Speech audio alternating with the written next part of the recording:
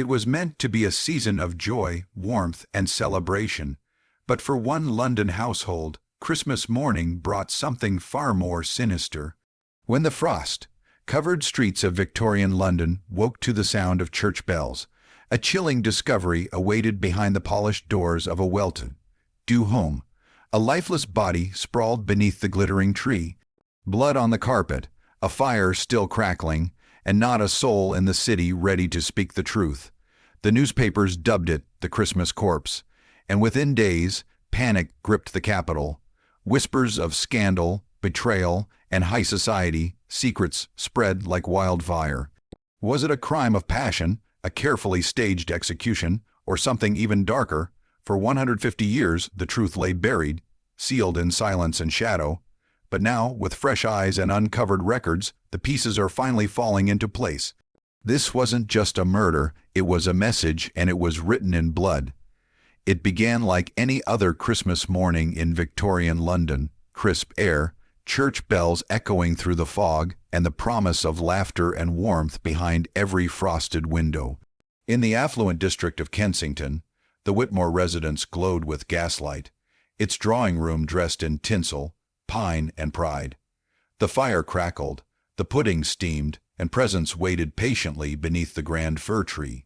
But upstairs, silence, not the kind that comes from peaceful slumber, but the thick, unnatural kind that makes your skin crawl before you even know why. When the maid entered the parlor to open the shutters, she froze. There, sprawled grotesquely beneath the Christmas tree, was the body of Mr. Alastair Forthing, an esteemed guest of the family. His skull was visibly fractured, his right hand clenched, and tucked inside his waistcoat was something no one expected: a small, torn note that read, asterisk, "The gift is paid." Asterisk blood had seeped into the rug, its deep red merging almost poetically with the festive greens and gold. Panic erupted. Screams brought the family running, and within the hour, police were on the scene. Confounded, disturbed, and utterly unprepared. Outside, the city celebrated. Inside, a nightmare had just begun. No broken windows, no signs of forced entry, just a corpse under the tree, and a mystery colder than the frost on the windowpane. This wasn't a burglary gone wrong. It was personal, deliberate, and it was delivered gift, trapped in terror. By Boxing Day, the murder was the only thing anyone in London could talk about. Word had spread like wildfire, first through whispered gossip in parlors and pubs, then in bold scandal, hungry headlines. Asterisk, a Christmas corpse in Kensington. Asterisk screamed the papers. Crowds gathered outside the Whitmore home, pressing up against the wrought iron gates, hoping for a glimpse of the infamous murder scene or a clue the police had missed. It didn't matter that they knew nothing of the victim. What mattered was that something so horrific had happened somewhere so respectable. The pressure on Scotland Yard mounted instantly. Detectives were called off other cases. Senior inspectors were brought in, but even they could feel it. The invisible wall built by wealth and reputation. No one in the house could or would give a straight answer. The family's statements clashed. Servants suddenly remembered nothing, and behind every interview was the watchful presence of someone with influence, someone reminding them all to tread carefully. The city, meanwhile, had turned into a cauldron of suspicion. Every detail became fodder for conspiracy. Why was the body found so early? Who heard that argument on Christmas Eve? Was the note in his coat a message or a warning? Public opinion flipped daily. Some blamed the staff. Others claimed it was a jealous lover. Even whispers of Freemason revenge started to surface. But underneath the chaos, one thing was becoming clear. This wasn't just a tragic murder. It was a secret too dangerous for the truth to survive. As the investigation stumbled forward, what began to surface behind the polished windows of the Whitmore household was far more disturbing than anyone expected. To outsiders, they were the picture of Victorian respectability, refined, charitable, tightly knit.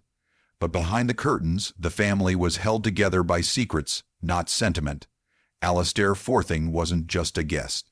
He was a former business partner to Edward Whitmore, the family patriarch, a man rumored to have been forced out of a lucrative deal just months before the murder. Quiet whispers suggested Forthing had returned with a demand, repayment or exposure. And it didn't stop there. A series of recently uncovered letters, written in hurried, almost panicked handwriting, hinted at something even darker. There were mentions of debts, of a missing sum, and one phrase repeated over and over. Asterisk, he knows. Asterisk, the servants, once tight-lipped, began to let small details slip. A heated argument near midnight. A crash from the parlor. One of the children later recalled waking to the sound of footsteps on the staircase. Heavy, uneven, like someone dragging something. But no one reported it that night. Not out of fear of the killer, but of the consequences of telling the truth. Every family has its cracks, but in this house the cracks were deep and bleeding. Affairs, betrayals, buried financial ruin. It all simmered beneath the surface, waiting for something, someone, to bring it all crashing down. And maybe that's exactly what Forthing tried to do. The deeper the police dug, the stranger the puzzle became. For every lead that seemed promising, another twisted detail surfaced. One that made the truth feel just out of reach. A single glove was found behind the sofa, far too small to belong to the victim. A shattered ornament lay near the fireplace, speckled with blood. And in the snow just beyond the rear garden, faint footprints led to a gate, then vanished, as if the killer had been swallowed by the night. Neighbors reported seeing a figure dart across the street around midnight, coat trailing, hat pulled low, but no one could describe the face. Some said it was a man, others swore it was a woman. And when detectives tried to trace the note found on Forthing's body, the one that read asterisk, the gift is paid, asterisk, they hit a wall. The handwriting didn't match anyone in the house. No ink bottle in the home matched the shade used. It was as if the note had appeared from nowhere, left like a signature, just as the pieces began to fit, just as motive, opportunity, and evidence aligned. The investigation was suddenly closed, declared unsolved. The official statement, lack of sufficient evidence. Behind the scenes, evidence was sealed. Witnesses stopped talking. Files disappeared. The case was boxed up like a bad memory and buried deeper than the body itself. And that's when people stopped asking who killed Alastair Forthing and started asking who was so afraid of the answer. Years passed. The Christmas murder that once gripped every headline slowly faded into a footnote. Just another unsolved case in Scotland Yard's archive. But not everyone let it go. Decades later, a quiet archivist, sorting through old Metropolitan Police records, stumbled upon a file marked withdrawn, classified. Inside were copies of witness testimonies never made public, photographs that had never seen the light of day, and a memo, brief, cold, and damning. It read, asterisk, instructed to close sensitive connections, no further action. Asterisk, that memo changed everything. Turns out, Alastair Forthing wasn't just threatening to expose a family scandal. He was threatening to expose a political one. One of the Whitmore's business dealings had ties to a prominent member of Parliament, a man with ambition, influence, and a reputation built on illusion. If Forthing had spoken publicly, it wouldn't have just ruined the Whitmores.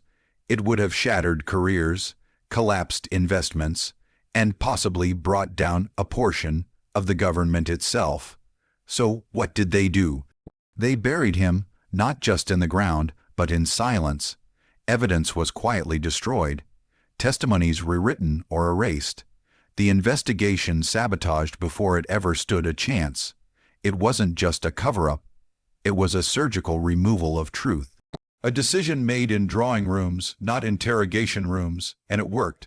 For over a century it worked, because when the powerful fear exposure, justice doesn't vanish, it gets locked away in a cabinet, stamped confidential, and left to rot in the dark. 150 years later, the truth almost stayed buried.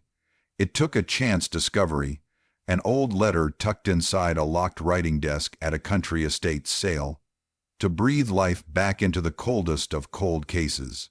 The letter was unsigned, its ink faded, but the confession was clear. It detailed a Christmas Eve confrontation, a violent struggle, and a desperate act carried out in the heat of panic and fear. It wasn't written by the killer themselves, but by someone who had witnessed it, someone who had kept the secret their entire life.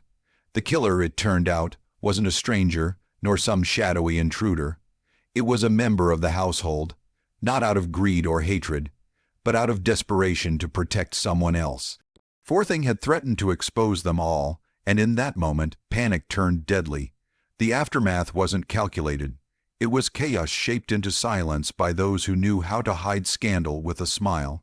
When the letter surfaced, it sent ripples through the history world.